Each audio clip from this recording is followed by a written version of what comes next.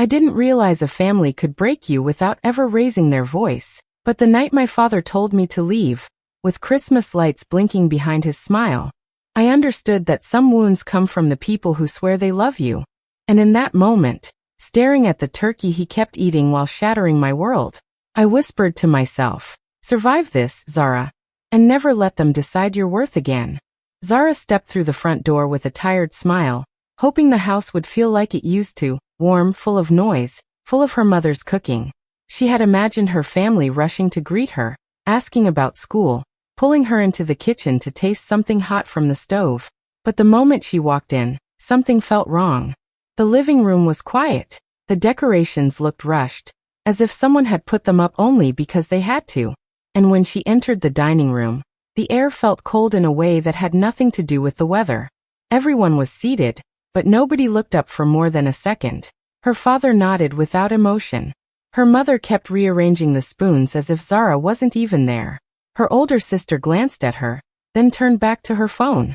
Two aunts whispered something and then went silent, pretending they hadn't been talking about her. Zara stood by the doorway for a moment, holding her bag, waiting for someone to say, "Welcome home." But nothing came. Only Kato, her younger cousin, jumped up from his chair and ran to her. He hugged her tightly, like he had been waiting for her all day. Zara felt a small wave of comfort in that moment, because at least someone was happy to see her. But when she looked around again, she saw the same strange atmosphere.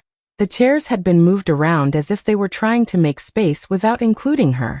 Her mother served everyone food, but didn't ask if Zara wanted a plate. Her father kept chewing, eyes fixed on the turkey, not on his daughter who had just returned after months. Zara pulled out a chair for herself, but even sitting felt heavy. Conversations stopped whenever she tried to join. Her sister talked loudly about gifts she wanted, ignoring Zara's presence completely. Her mother asked others about their lives but skipped over her like she didn't exist. Zara felt the sting in her chest. She wasn't expecting a party or a big celebration, but she had expected at least a little warmth, a simple smile, a soft, "How have you been?" Instead, she felt like a stranger at her own family's table. Like she had walked into a place where she used to belong, but now there was no space for her. And as she quietly ate the small portion she served herself, she wondered when home had stopped feeling like home. Halfway through dinner, when everyone was quietly eating, Zara's father picked up the carving knife and sliced the turkey like everything was normal. Zara thought he might finally talk to her, maybe ask how school was going, or at least pretend to care. But instead, without looking at her, without even pausing his chewing, he said in the calmest voice, "You need to move out next week. We've decided." For a moment, Zara thought she heard wrong. The room didn't react. Not a gasp, not a shocked face, not even a raised eyebrow. Her father kept cutting the turkey. Her mother reached for the salt. Her sister scrolled her phone. Everyone behaved like he had said something small, something ordinary. But to Zara, it felt like the floor under her chair cracked open. She stared at her father, waiting for him to explain, to tell her why. But he didn't. He didn't even look at her. It was as if he had told her to pass the water, not to pack her whole life and leave her home. Zara swallowed hard and whispered, "Really?" Her voice shook, not because she was weak, but because it felt unreal, like someone had pressed pause on her world while everyone else continued eating. Her mother finally looked at her, but there was no softness in her eyes, only annoyance. "You're grown, Zara," she said, wiping her mouth with a napkin. "We shouldn't have to carry you anymore." Carry her? Zara blinked, confused. She worked 2 part-time jobs. She paid the electricity bill. She handled groceries most months. She even helped with her sister's baby shower costs. She studied late into the night, cooked when her mother was tired, cleaned the house when everyone else left their plates in the sink. What exactly were they carrying? Zara's heart felt heavy, but she tried to stay calm. "But I already help with the bills," she said quietly, hoping they remembered all the nights she stayed awake doing both homework and housework. Her mother didn't care. "You should build your own life," she added, waving her hand like Zara was complaining about something small. Across the table, her aunt whispered something to her husband, and they both nodded, as if they agreed with the decision. Like Zara had done something wrong by trying to succeed in school while supporting the house. Her father didn't offer a reason. Not even one sentence. He didn't say, "We need the space," or "We think you're ready," or even "We're sorry if this feels sudden." Nothing. Just the announcement, dropped like a hammer in the middle of a silent room. And as Zara sat there, surrounded by family who acted like her pain was invisible, she realized something painful. They hadn't made this decision today. They had been planning it, and none of them thought she deserved even a simple explanation. After dinner, when everyone got up from the table and the noise of plates and chairs filled the room, Zara stayed back to help clear up. She moved slowly, still trying to understand what had just happened. Her mind kept replaying her father's words, the coldness in his voice, the way no one cared. She felt like her chest was tight, but she tried to breathe through it. Maybe there was a reason. Maybe they would talk to her later. Maybe it wasn't as cruel as it sounded. She carried a stack of plates to the kitchen, and as she walked down the hallway, she heard voices coming from the living room. She recognized her father's deep voice and her older sister's soft laugh. She didn't mean to eavesdrop, but the words made her freeze. Her father said, "Once she leaves, we can renovate her room for your baby finally." Zara stopped in the middle of the hallway, almost dropping the plates. His tone wasn't sad. He wasn't worried about her. He sounded excited, happy, like her moving out was a solution, not a loss. Her sister giggled and replied, "I've been waiting. The baby needs a proper room. Mom said it's better if Zara goes now." Zara's breath caught. So that was it. They wanted her room. Not her independence. Not her growth. Not her future. Just the space she took up in the house. Her heart fell so fast she felt dizzy. She leaned against the wall, holding the plates tightly so they wouldn't slip. For years, she had believed her family loved her in their own way. Maybe they didn't show it perfectly, but she always thought she had a place in this home. Now she realized they had been planning to replace her. Not emotionally, not symbolically, but literally. Her room was more valuable to them than her presence. Her father continued, not knowing she could hear, "She'll manage. She always does. And it's time we focus on the baby now." Zara felt her throat tighten. She had supported her sister so many times. Money, rides, babysitting, even covering some of the medical bills.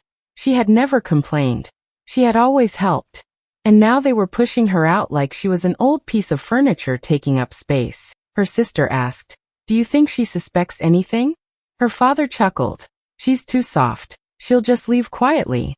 Zara closed her eyes. She understood everything in that moment. They didn't push her out to help her grow up. They pushed her out because she was in the way. They didn't care about her future. They cared about convenience. And standing there alone in the hallway, Zara realized something even deeper. They never planned to tell her the truth. They never even planned to feel guilty about it. Zara sat on the edge of her bed, staring at the wall, her mind still stuck on what she had overheard. She felt like the house she grew up in was suddenly unfamiliar. Every sound felt distant. Every shadow felt heavier. She was trying to hold herself together when she heard a soft knock on her door. Before she could answer, the door opened a little, and Kato slipped inside, quickly shutting it behind him. He looked scared, his hands shaking, his eyes wide, his breath uneven. Zara frowned and asked what was wrong, but he shook his head and walked closer as if he was afraid someone might hear him. He stood in front of her, twisting his fingers nervously, and whispered, "Zara, I need to tell you something. Please don't get angry." I didn't know who else to warn. Zara's stomach tightened. She had never seen Kato this frightened. She told him to sit and talk, but he stayed standing, too restless. He took a deep breath and finally said, "Your parents, they took a loan." Zara blinked, confused. "A loan? For what?" Kato swallowed hard. "Not in their name. In yours." She froze. Her heartbeat jumped. She opened her mouth to speak, but no words came out. Kato continued, his voice trembling. "It's a lot of money. I don't know the exact amount, but I heard them talking about it last month. They used your ID, your documents. Your father signed it, and your mom agreed. They said you wouldn't find out until later, after you moved out." Zara felt something break inside her. Her hands went cold. Her vision blurred for a moment. She whispered, "Are you sure?" Kato nodded quickly. "I saw the papers. I only saw them for a second before your father hid them in his drawer, but your name was on top. I recognized your ID number. I didn't know what to do. I thought maybe they would tell you." But tonight, after what happened, I know they won't. He looked down at his feet, guilt written all over his face. They're planning to push you out so you won't ask questions. And when the bank starts calling, they won't be the ones to answer. You will. Zara felt the room tilt. Her own parents, her own blood, had used her identity to take money. They weren't just pushing her out for space. They were pushing her out to escape responsibility. They wanted her gone before the truth reached her. Kato stepped closer and grabbed her hands, trying to steady her. I didn't want to keep this from you. You don't deserve this. You've done everything for them. And they still. He couldn't finish the sentence. Zara's eyes filled with tears she refused to let fall. Never in her life had she imagined that the people she trusted the most could betray her so deeply. And as Kato held her trembling hands, she realized this wasn't just about losing her home. It was about losing her family in a way she could never repair. Zara sat alone in her room long after Kato left, her mind spinning with shock and betrayal. She felt like everything she believed in, family, love, trust, had been pulled out from under her. She needed air, something solid to hold on to, something that still belonged to her. Her eyes drifted to the old wooden trunk in the corner of her room. It had been there since she was a child, filled with things she never touched anymore. She thought it only held old clothes, toys, and memories she had outgrown. But something inside her pushed her to open it. She walked over slowly, almost afraid of what else she might discover tonight. The lock was rusty, but it clicked open easily. When she lifted the lid, she expected to see the same old sweaters and forgotten shoes. Instead, she saw neatly arranged files, envelopes, and documents she had never seen before. Her breath caught as she noticed her grandmother's handwriting on a small note. Taped to the top. For Zara. When you need it. Her heart beat faster. She moved aside the clothes that had been covering everything and found a sealed envelope, carefully protected inside a plastic folder. Under it were 2 large brown envelopes with official stamps. She picked up the sealed one first. It had her name written in her grandmother's soft, familiar handwriting. Zara hesitated, then slowly opened it. Inside was a letter. Her grandmother wrote about how proud she was of Zara, how strong she was even as a child, how she deserved a future full of safety and choices. Zara felt tears forming as she read each word, her grandmother's love wrapping around her like a warm blanket she didn't know she needed. At the end of the letter, her grandmother wrote something that made Zara gasp. I left something for you. Something to protect your future when others may not. Zara opened the next envelope with shaking hands. Inside were property deeds, legal documents showing ownership of a fully paid 2-bedroom apartment in her name. Her name. Not her parents'. Not shared. Hers alone. She covered her mouth, overwhelmed. She had never even known her grandmother owned property. And now she realized her parents must have known. They had hidden this from her. They had kept her living under their control, while pretending she had nothing. The final envelope contained details of a trust fund. Money her grandmother had saved for her over many years. Money meant to support her studies, her dreams, her life. Again, everything was under her name alone. Zara sat back on the floor, clutching the documents to her chest. For the first time that night, something inside her shifted. The pain was still there, sharp, deep, but now it was mixed with strength. She wasn't helpless. She wasn't trapped. She wasn't empty-handed. Her grandmother had seen the truth long before she did, and she had left Zara everything she needed to stand on her own. The betrayal hurt, but the evidence in her hands gave her power she never knew she had. Zara sat in her room for a long time, holding the documents her grandmother left her. She felt a mix of sadness, strength, and clarity all at once. For the first time, she wasn't confused. She wasn't waiting for explanations or apologies. She finally understood that nothing she said tonight would change her parents' hearts. They had already decided she was unnecessary. They had already replaced her in their minds. So instead of fighting for a place in a home that no longer wanted her, she made a quiet decision. She stood up, grabbed her old suitcase from under the bed, and began packing. She moved slowly but calmly, placing only her important clothes, her books, the documents from the trunk, and a few personal things she wanted to keep. She didn't make noise. She didn't let a single tear fall. She didn't want them to have the satisfaction of seeing her cry. Every fold of every shirt felt like she was folding away years of hurt. When she finished, She zipped the bag softly and looked around the room one last time. This used to be her safe place. The walls still had faint marks from when she stuck pictures up in high school. The window still leaked cold air in winter. She had grown up here. But now, it felt like a stranger's room. A place she had already been erased from. Taking a deep breath, she stepped out into the living room. Her parents were on the couch, watching TV, laughing at something on the screen. They didn't turn their heads. They didn't ask where she was going. They didn't even pretend to care. Her father noticed her suitcase but didn't pause the show. He just muttered, "Good. Saves us trouble." The words stung, but Zara kept her face calm. She realized then that leaving wasn't losing. Staying would have been the real loss. As she reached the front door, Kato appeared from the hallway, his eyes red like he had been crying. He rushed to help her with the suitcase, holding it as if he wished he could stop her from going, but he knew she had to. He walked with her all the way to the gate. The night air was cold, but being beside Kato made it feel a little lighter. When they reached the gate, he stopped and looked at her like he was scared this was the last time he'd see her. "Please don't forget me when you make it," he whispered, voice shaking. "You're the only one who's ever been kind to me." Zara smiled softly, touched by his words. She squeezed his hand gently, then stepped out into the street alone. Not broken, not defeated, but finally free. Zara walked up the narrow staircase of the building her grandmother had left her. Her hands shook slightly as she held the key, a small metal piece that suddenly felt heavier than anything she had ever carried. She took a deep breath, turned the lock, and pushed the door open. Dust swirled in the sunlight streaming through the tall windows, and the faint smell of old wood and paint reached her nose. For a moment, she just stood there, letting the quiet sink in. This place, this was hers. All hers. The apartment wasn't large, but it had a warmth that no house she had lived in before could offer. The living room was bright with sunlight, pouring in through the big windows that looked out over the city. She could see rooftops, streets, and tiny people going about their lives, but here, in this space, she felt untouchable. The sunlight felt like it had been waiting for her, like it knew she had been running from cold walls and colder hearts for too long. She walked slowly from room to room, touching the smooth surfaces, imagining what she could do here. The kitchen was small but neat, with cupboards that still smelled faintly of lemon polish. The bedrooms were empty, but she could see her life filling them slowly.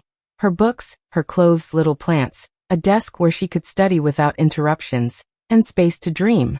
Zara opened the small balcony door and stepped outside. The cold air hit her face, but it didn't feel harsh. It felt alive. The city spread below her like a canvas, the lights twinkling even in the fading afternoon. She leaned on the railing and closed her eyes for a moment. No one was there to judge her, to push her out, to make her feel small. She could breathe again.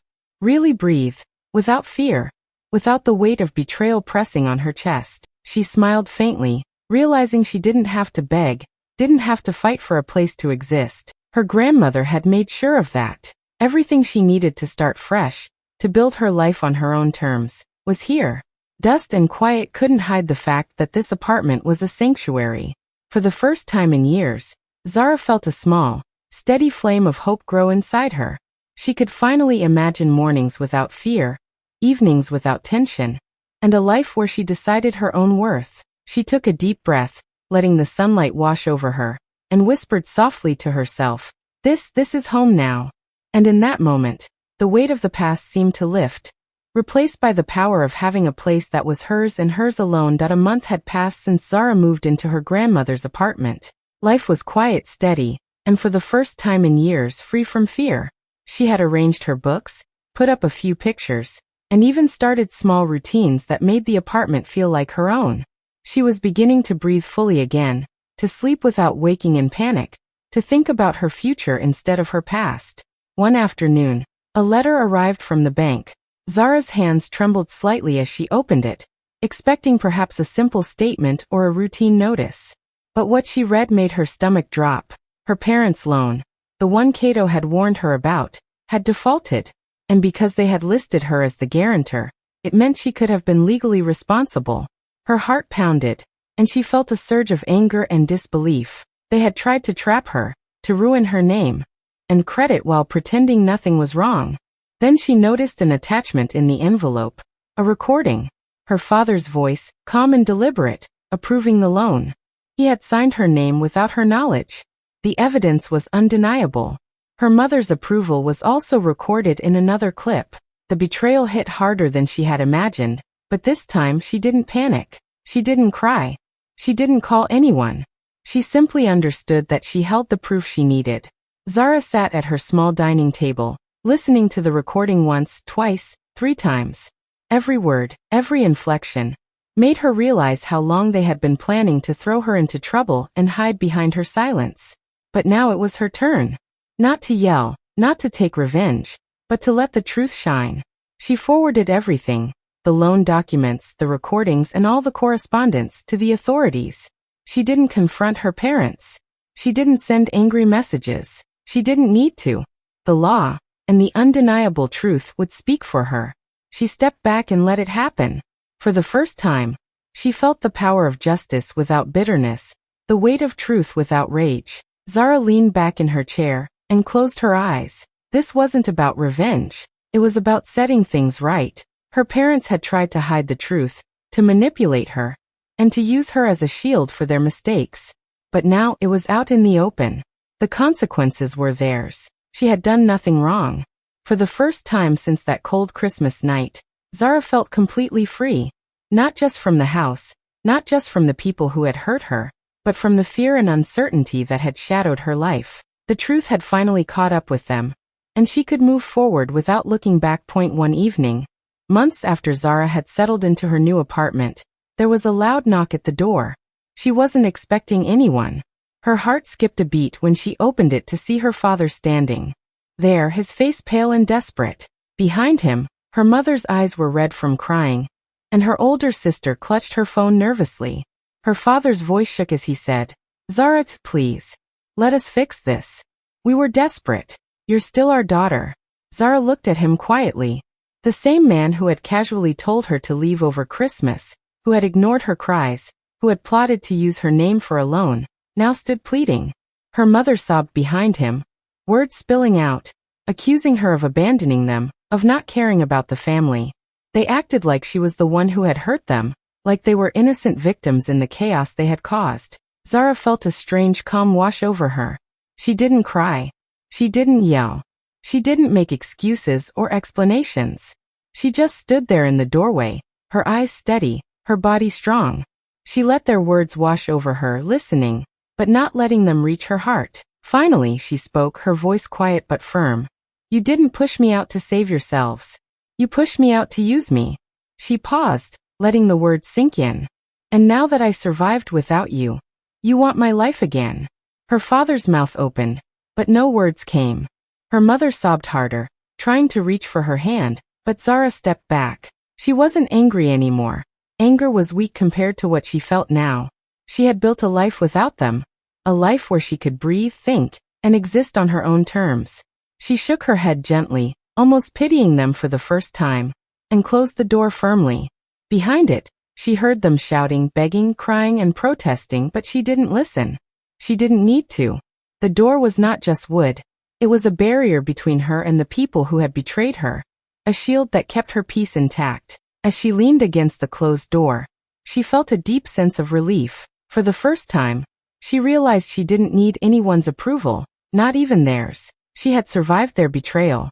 She had grown stronger.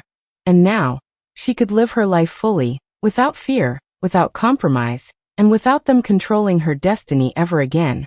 Months had passed, and Zara's life had settled into a rhythm she had never known before. Every morning, she stepped onto her small balcony, letting the sunlight warm her face as she tended to the little garden she had planted. Tiny green shoots pushed up through the soil, flowers bloomed in bright colors, and even the smallest leaves seemed to reflect the new life she had grown for herself. It was quiet, steady, and hers, completely and utterly hers. Kato came by often, the only family member who had stayed by her side when everything fell apart. He laughed easily now, no longer weighed down by fear or awkwardness, and Zara felt a deep gratitude for his loyalty. They would sip tea together, talk about their days, and sometimes sit in silence, just enjoying the peace they had both earned. He had been a small part of her past that remained unbroken, and she cherished that. Her job was thriving. Projects she had started, once tiny and uncertain, now grew steadily, earning her recognition she had never dared to hope for in her parents' house. Her studies excelled, her mind sharp and focused, unburdened by constant interference or judgment. Zara had space to think, to plan, to dream. And for the first time, she realized her worth was no longer defined by anyone else. One morning, as the sun slowly climbed above the city skyline, she stepped onto her balcony, breathing in the crisp, fresh air. The golden light touched her face, and she looked at her hands in the soil, her garden flourishing beneath her care. She whispered softly, more to herself than anyone else. They tried to throw me out of a home, but all they did was push me into my destiny. The words felt true in her bones. She hadn't needed their approval, their money, or their love to rise. She had built everything with her own hands, guided by her courage and the wisdom her grandmother had left behind. There were no charity checks, no foundations claiming her story, no recycled happy endings from someone else's imagination. This was raw, honest, real. Zara smiled, the breeze brushing her hair, the city awake below her, and felt a peace she had never known. She had survived betrayal, deception, and indifference. She had stepped out alone, unsure, scared, but ready. And now, she had everything she needed: her independence, her home, her future, and most importantly, herself. She bent down, touching a small flower, and whispered again, "I chose me. And that's everything." For the first time, she didn't need anyone else to define her story. She was the author, the builder, and the heroine of her own life.